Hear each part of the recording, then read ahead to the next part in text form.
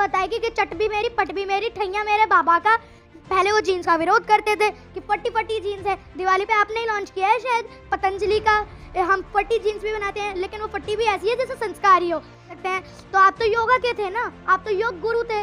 आप कहाँ से आ गए भाई? आप कहाँ से बिजनेस शुरू करने लगे? यहाँ आपके जो इतना बड़ा झोला है, इतने आप दाढ़ी वाले बाबा हैं, इनको तो किसानों ने झुका ही दिया है। से ज्यादा आप लोग शेयर कीजिएगा, क्योंकि एक 10 साल की बच्ची की जो ये बेबाक आवाज है वो हर किसी तक पहुंचनी चाहिए। ये संदीपनी से वो मुद्दा हो गए उत्तर प्रदेश के चुनाव। उत्तर प्रदेश के चुनाव नजदीक आते जा रहे हैं। केवल 3 महीने जो है उत्तर प्रदेश के चुनाव में रह गए हैं और हर पार्टी पूरा कसकर जोर लगा रही है, चाहे वो कांग्रेस हो, चाहे वो बसपा हो, चाहे वो सपा हो, चाहे वो योगी आदित्यनाथ जी की बीजेपी हो, जिसके टंके जो है पूरे देश विदेश में बसते हैं, चाहे वो योगी आदित्यनाथ हो या मोदी जी हो। योगी आदित्यनाथ जी फिर कह रहे हैं कि भैया आएंगे तो हम ही आएंगे। देखिए, पूरी यूपी जानती है, पूरा देश जानता है कौन आएगा, कौन लायक है और कौन नालायक है। कौन लायक है और कौन नालायक है?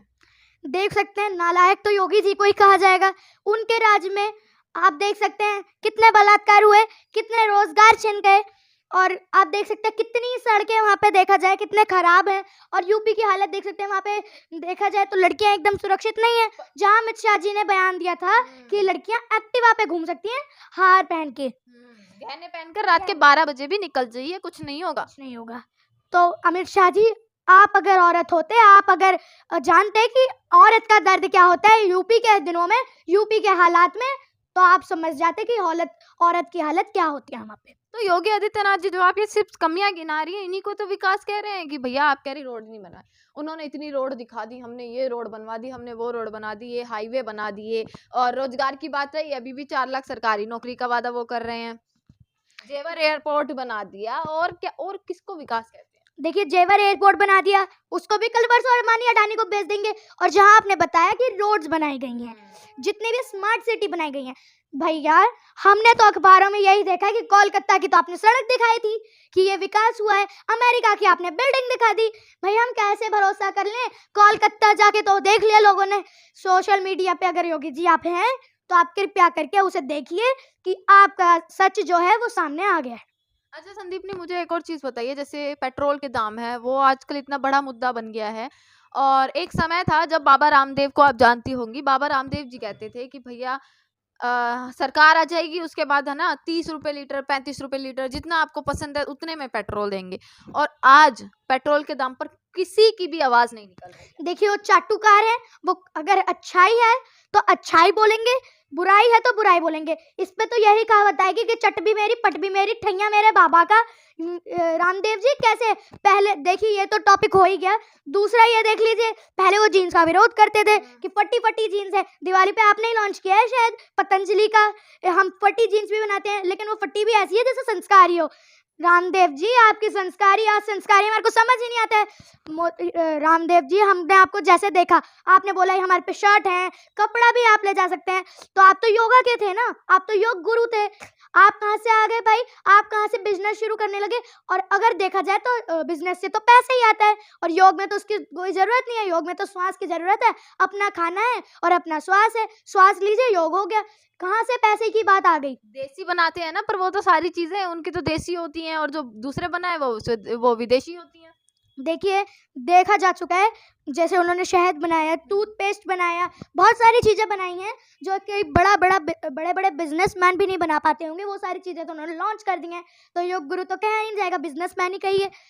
सारी चीज़ें उनकी फेक निकली गई हैं। जिस तरह से उन्होंने बोला था कोरोना की कैप्सूल्स बनाई थी, उसमें वो भी फेक निकली हैं कि इसे खाओ आपको कोरोना ही नहीं होगा। योगी जी, आपसे तो क्या ही कहें आपके बारे में, आपने तो इतना सब कुछ काम ही कर दिया। रोजगार पे भी बोल लीजिए, जितनी भी बेरोजगारी आ रही है, कितनी भी महंगाई आ रही है, और आप तो कह रहे थे 30 रुपए 40 रुपए पेट्रोल रहेगा हमारा, इससे ज़्यादा ना इससे कम।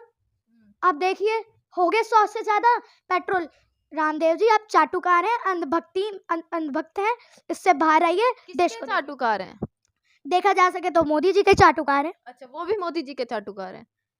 देखिए, बेरोजगारी पे नहीं बोले, रोजगार पे, जैसे रोजगार इतने खत्म हो गए हैं, बेरोजगारी इतनी बढ़ती जा रही है, और जितना देखा जाए महंगाई इतनी बढ़ रही है, अब तो बहुत महंगाई बढ़ चुकी है, उस पे तो वो नहीं बोले। अगर देश के लोग होते, देश की जनता से प्यार करते, तो एक एक गलत बात में मुद्दा उठाते, एक एक गलत बात में वो आंदोलन शुरू कर देते, लेकिन नहीं, जहाँ से बोले वहीं, जहाँ बुराई वहाँ बुराई, अच्छा जहाँ चलिए, अच्छाई वहाँ जैसे अच्छाई। आप आरोप लगा रही हैं रामदेव जी की उनकी उनकी चीज़ों पर कि टूथपेस्ट ऐसा है, हनी जो है शहद ऐसा है। आपने खुद कभी पतंजलि का कोई भी सामान आज तक यूज़ किया है? जी बिल्कुल, हमने यूज़ किया था जब नया-नया क्या उनका यूज़ किया था? देखिए पेस्ट यूज़ किया था हमने, हनी यूज़ किया था। हम जहाँ तक देखा जाए हमने ओरिजिनल देखा तो सब उनका फेक ही निकला। फेक ही निकला। आपने खुद यूज़ करके देखी है तो फेक आप बता रही हैं। देखिए यूज़ करने में तो पता नहीं चलता है कि क्या असली है और क्या नकली है, क्योंकि हमने टूथपेस्ट पे कौन इतना नज़र करता है, देखता है।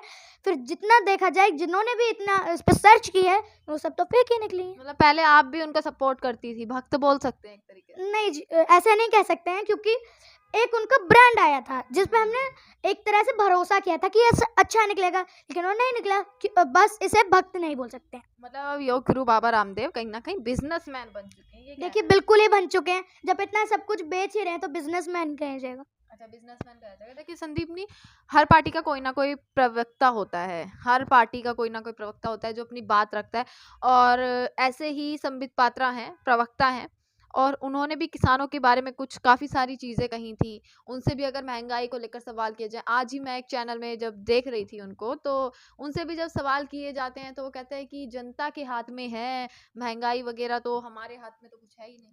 देखिए जनता के हाथ में महंगाई होती तो जनता तो कितना कमी कर देती, 100 से ज्यादा तो पेट्रोल बढ़ने ही नहीं देती। देख इससे बढ़िया तो मैं कहती हूँ कांग्रेस का राज ही अच्छा था, जहाँ पे 30 से 40 रुपए पेट्रोल रहता था, 30 से 40 लीटर पेट्रोल होता था। अब कहाँ गया भाई? और आप जिस तरह से कहते हैं, आप तो हमने तो आपके झुका ही दिया है, आपके जो इतना बड़ा झोला है, इतने आप दाढ़ी वाले बाबा हैं, इनको तो किसानों ने झुका ही दिया है। अच्छा, किसानों ने झुका दिया पर किसानों की अब तक पूरे तरीके से जीत नहीं कह सकते हैं। देखिए जी बिल्कुल, हमारी 2 माँगें थी। एक माँग हमारी ये थी कि बिल वापस किया जाए, दूसरा हमारे को एमएसपी की गारंटी दी जाए। तो वो अभी हमारे को एमएसपी की गारंटी दी जाए, हमारे को मिनिमम सपोर्ट प्राइस हमारे को दे दिया जाए। पर सरकार क्या मानेगी आपकी बात? देखिए 1 साल में मान गई है, ये बात भी उन्हें माननी ही पड़ेगी, क्योंकि यूपी के इलेक्शन पास है। मोदी जी तो चाहते हैं कि हमारी सीटें आ जाए, हम जीत जाएँ। आपने तो बोला थी 300 से ज़्यादा सीटें हमारी आएँगी। हाँ, तभी तो उन्होंने वापस ले लिया। आप ये कहना चाह रहे हैं तभी वापस ले लिया। अब किसान वापस बीजेपी को वोट कर देंगे कि हमारे बारे में तो सरकार सोचती है कि हम क्यों ना जिताएं इन्हें। देखिए ऐसा बिल्कुल नहीं होगा। जितने भी किसान हैं वो सारे उनको बिल्कुल भी नहीं दबाएंगे, उनका बटन तो दूर ही रखेंगे, क्योंकि जितने भी किसान मरे हैं 700 से ज्यादा किसान मर चुके हैं। उनका डाटा नहीं है सरकार के पास। संसद में ये बात कही गई है कि हमारे पास डाटा नहीं है 700 किसानों का। देखिए डाटा तो आप खाक ही रखेंगे, आपको तो ये भी नहीं पता होगा कि कितने किसानों के जितने भी घर हैं कितने उजड़ गए हैं, कितने मुश्किल से किसान रह रहे हैं, कैसे कैसे वो अपना घर चला रहे हैं, कैसे कैसे वो सर्दियों में रह रहे हैं, कैसे कैसे बारिश का सामना कर रहे हैं। मोदी जी आपको तो क्या ही पता होगा, आप तो अपना कोर्ट बनाने में लगे हैं, 80 लाख का तो आपका कोर्ट ही है। दूसरा अंबानी अडानी का फेवर करने लगे हैं। मोदी जी अंबानी ने तो अपना देश ही छोड़ गए आपका, आपको उन्होंने भी धोखा दे दिया, देते रहिए आप तो जनता को धोखा। अंबानी अडानी पे जितना भरोसा आप करते थे कि हम दो हमारे दो, उन्होंने भी चले गए हैं, वो विदेश में जाके उन्होंने अपना घर खरीद लिया है। अच्छा, आप जैसे कह रही हैं कि 80 लाख के कपड़े मोदी जी पहनते हैं और वही लोग कहते हैं कि कपड़ों से पहचान की जाती है। तो क्या हुआ कि अगर एक प्रधानमंत्री, एक देश का प्रधानमंत्री अच्छे कपड़े पहन रहा है, तो ये तो उनकी पहचान हुई ना कि भारत के प्रधानमंत्री हैं। देखिए अच्छी बात है कपड़े पहनना, लेकिन उन कपड़ों को तो आपने बेचा भी है, शोरूम में भी लगा दिया है, कपड़े बेचे थे आपने अभी। मोदी जी दिखावा करने से कुछ नहीं होगा। जिस तरह से आप अमेरिका जाके बोलते हैं कि अगली बार ट्रम्प की सरकार, खाका ही ट्रम्प की सरकार, आ गए जॉ बिडेन। अब आप मोदी जी देख लीजिए, आप प्रधानमंत्री हैं ना, आपको तो इतना पता होगा कि रिश्ते कैसे बनाते हैं, अमेरिका से कैसे रिश्ते बनाने थे। क्या जरूरत थी आपको अमेरिका में जाके बोलने की कि अगली बार ट्रम्प सरकार? वहाँ के क्या आप वहाँ पे गलियों गलियों में गए हैं, गलियों गलियों में जाके घूमे, वहाँ के बच्चे बच्चे से पूछा है आपने कि कौन आपको पसंद है कौन नहीं पसंद है? अच्छा, जैसे अब यूपी के चुनाव की हम बात कर रहे थे अभी और हमने चुनावी में आपके जो मुद्दे रहे, आपने कुछ चीज़ों का ज़िक्र किया जैसे कि बेरोज़गारी, जैसे कि महँगाई, शिक्षा, स्वास्थ्य, इन सब चीज़ों का। अगर मैं दिल्ली और यूपी की बात करूँ, आप एक छात्रा हैं और दिल्ली में पढ़ने वाले सरकारी स्कूल में आप पढ़ती हैं और अगर यूपी के शिक्षा की बात करूँ, यूपी के मॉडल की बात करूँ, एजुकेशन मॉडल की, तो क्या आप बोलेंगी इस पर? देखिए वहाँ पे आप लोनी का स्कूल देख सकते हैं जो यूपी में है, वहाँ के हालत आप देख सकते हैं। वहाँ पे कुछ भी बच्चों के लिए उपलब्ध नहीं है। यहाँ तक तो वहाँ पे टीचर्स भी कई बार ही नहीं आते हैं। और जहाँ देखा जाए दिल्ली सरकार के स्कूलों के बाद, केजरीवाल के स्कूलों के बाद, वहाँ मेंटर टीचर है, हैप्पीनेस सर्कुलम बनाया गया है और आप देख सकते हैं देशभक्ति सिलेबस भी बनाया गया है जो हम पढ़ते हैं। तो मोदी जी आप तो प्रधानमंत्री हैं, आप भी ला सकते थे। केजरीवाल कैसे लिया है? आप कहते हैं कि मैं बड़े जिम्मेदार हूँ, मेरे पास पूरा देश है, और केजरीवाल के पास सिर्फ एक क्या कहते हैं स्टेट है। तो मोदी जी देख लीजिए, आपसे ज्यादा तरक्की तुम्हारे केजरीवाल साहब ही कर रहे हैं, जिन्होंने बस फ्री कर दी महिलाओं के लिए, जिन्होंने बिजली जीरो कर दी। तभी हम कहते हैं बिजली का बिल जीरो है, केजरीवाल हीरो है। ऐसे कैसे गरीब गरीब बोल देगा? आपके राज में तो किसी ने नहीं बोला। और जहां तक आप पैदा हुए हैं, जहां पे आप पले बड़े हैं, गुजरात में, वहां की आप महंगाई देख लीजिए, वहां की बिजली देख लीजिए आप कितनी महंगी हो रही है। और केजरीवाल जी के राज में हमारे यहाँ बिजली का बिल जीरो और केजरीवाल हीरो है। तो गुजरात मॉडल की बात तो वो करते हैं, गुजरात मॉडल को तो पूरे देश में लागू करने की बात करते हैं। देखिए वहां पे आपने पटेल जी की मूर्ति बनाई, बहुत महंगी बनाई। इधर ही आप वेंटिलेटर बना देते, रोजगार बना देते, नई नई सिटी स्मार्ट सिटी बना देते, तब कितना रोजगार आता, तब कितना विकास आता। तब हम देखते ना कि आपने कितना रोजगार बनाया और कितना विकास किया है। मोदी जी आपने तो पटेल जी की मूर्ति बना दी और वहां पे देखा जाए तो अब वो भी पानी में धीरे धीरे डूब रही है। अच्छा, तो संदीपनी की बातें सुन लिया, एक छोटी सी उम्र में बड़ी बड़ी बातें।